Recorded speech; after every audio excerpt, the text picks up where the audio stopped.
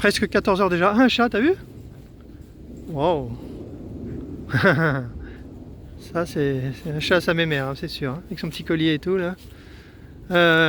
On est sur le rucher de Montgeron avec André. Bah, on est venu voir ce que donne l'ajout des 2 tentes en espérant la furtivité. On est comme ça, nous, on est fous. Donc là, ici, on voit qu'il y a 3 frelons capturés. On suppose que c'est de ce matin.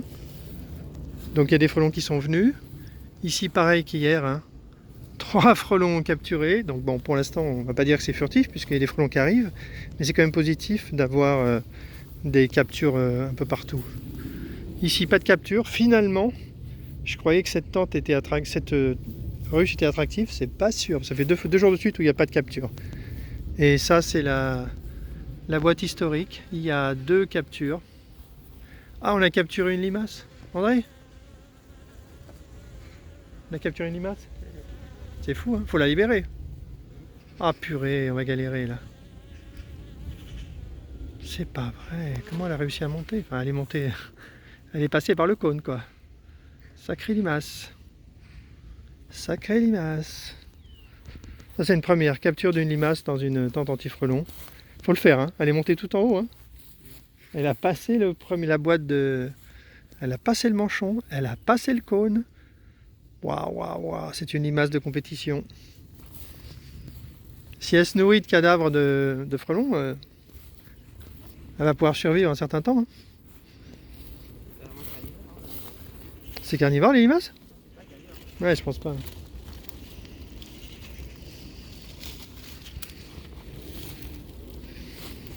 Ah bah si, elle va traverser tout, on va la laisser monter par en haut.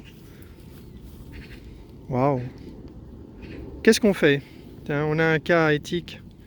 Tu préfères libérer deux frelons ou faire mourir une limace? Mais elle va sortir là, regarde. Elle va sortir par le clapet. T'as pas répondu. Mais je suis sorti à la limace. De toute façon, les frelons, on va capturer normalement.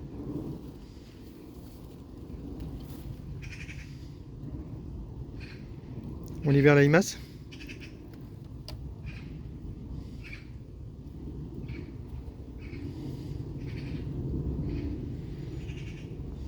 Les frelons viennent partir avec une abeille.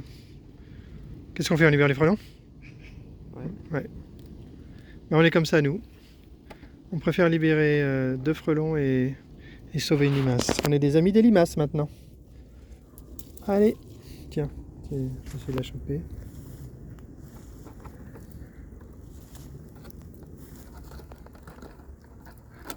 Viens, petite limace.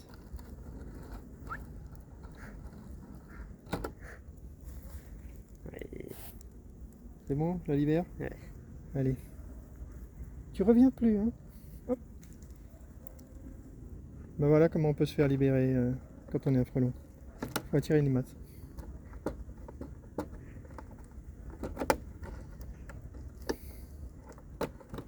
Voilà, c'est remis comme il faut.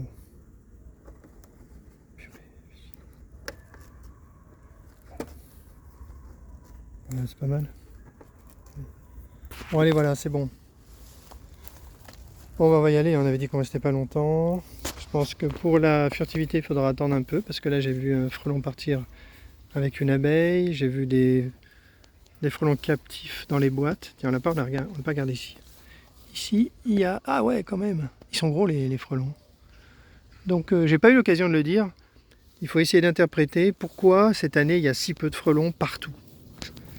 Alors ce sont les Espagnols les premiers qui l'ont signalé. Ils ont dit nous là on est en août, il n'y a pas de frelons, alors que chez nous d'habitude on met les harpes presque depuis mai quoi. À partir de mai ils mettent des harpes.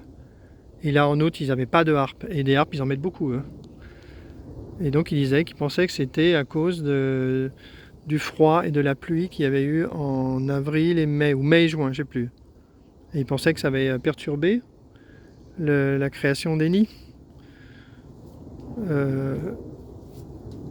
Donc c'est leur interprétation.